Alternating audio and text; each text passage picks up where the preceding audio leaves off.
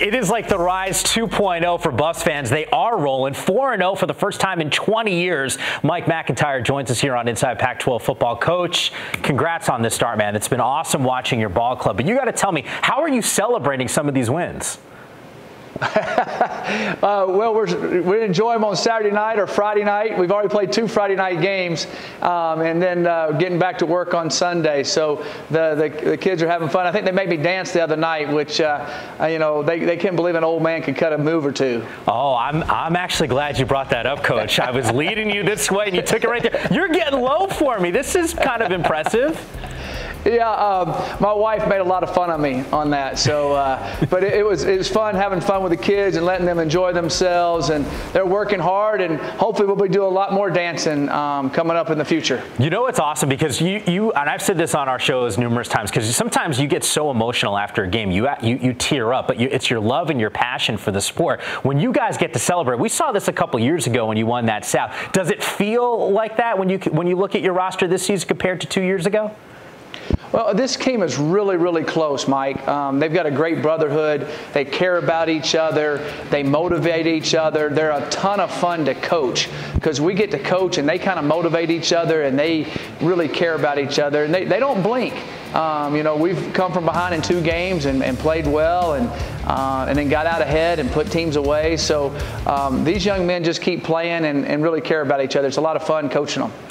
Coach, at Media Day, it was interesting because people were talking about the conditioning from Steven Montez. We had some fun. I know Ashley Adamson had some fun about those frozen pizzas, and he's not eating them. I know there's more to it than just diet for Steven Montez.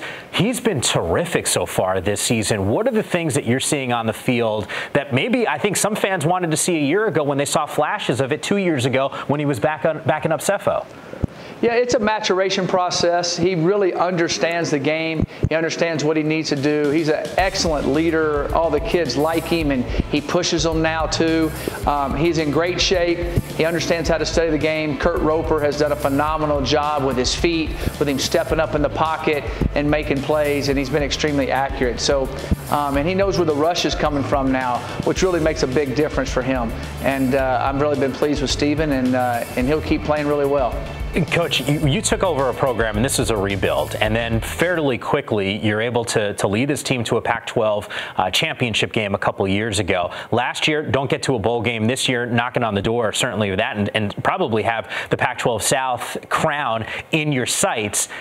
When we talked at Media Day, it was interesting because we talked about recruiting class and recruiting off the success of 2016. Laviska Shenault is one of those guys. You smile and go, the success that season has led to me getting a guy like this who is really just a game wrecker on Saturdays? Yes, we have quite a few guys in our sophomore class that are that, and some redshirt freshmen that are playing quite a bit that we got off the 2016 season.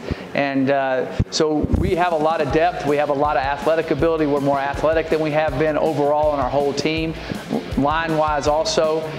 So it's making a big difference for us. And we got some junior college kids off that 2016 class too that have really helped us. So I'm excited about the athletic ability we have on our football team. You've had a roster that's had some NFL guys the last couple seasons. I got an opportunity to talk to Coach Barnett a couple weeks ago. He said that Laviska Shenault is the best player that CU has had in the last 20 years. Wasn't talking about wide receiver. He said the best player. How does he stack up in your mind to some of the other NFL guys that you've had on your rosters? Well, I've only been here going to my 6th year, so I don't know the last 20 years, but Coach Barnett would have a good idea. He's a heck of a coach and has seen a lot of great players at Colorado. We had excellent players that are playing in the NFL. And, we had one that went out early last year, Isaiah Oliver, that was a freakish athlete that I would say unbelievable in the decathlon, unbelievable speed and length. And, the thing that Viska brings to the table is he's extremely humble. He's extremely a hard worker, and he likes being part of a team. He's not one of those superstars that doesn't like being part of a team. He loves being part of the team. But he is really athletic, has great hands. He's big. He's over 225 pounds. He's 6'2". He can run like the wind. He's strong as an ox, and he has really soft hands. So he's got a lot to offer, and Chev and Clayton Adams have done a good job utilizing him. Coach, the matchup this week against ASU could go a long way in deciding who wins that South. You tell me, what's a harder challenge for your defense? Keeping a guy in check like Eno Benjamin, who just ran for 312, or a fifth-year senior Manny Wilkins, who's got arguably the best wide receiver. No disrespect to your guy in Laviska Shenault. They could be 1 and 2 in the league, but stopping that duo. It's really tough to stop the duo. You know, you've got to be able to try to stop the run. You can't let Benjamin run wild. He is an excellent runner. He makes people miss. His yard after he has contact is pretty amazing to me. And so we've got to tackle him well. And then, you got Manny. He can run it. He can throw it. He understands the game. He's extremely calm. He's a great competitor. And then you got big old N'Keal Harry out there who is unbelievable athlete. And I'm scared about him at receiver. I'm scared about him running punts back. So it's going to be a tough contest for us. And our guys have got to play well against those guys and be able to corral them a little bit. They're going to make their plays, but we can't just let them explode. Coach, I remember 2 years ago talking to you, and you had said that you would hammer home that this team could win that South, and you said there was a turning point in the season when they started to believe it. It looks like right now your team does believe it. Hopefully we see you in a couple weeks down at Levi's. Best of luck, and hopefully your guys stay healthy the rest of the way. Thank you very much. I appreciate it.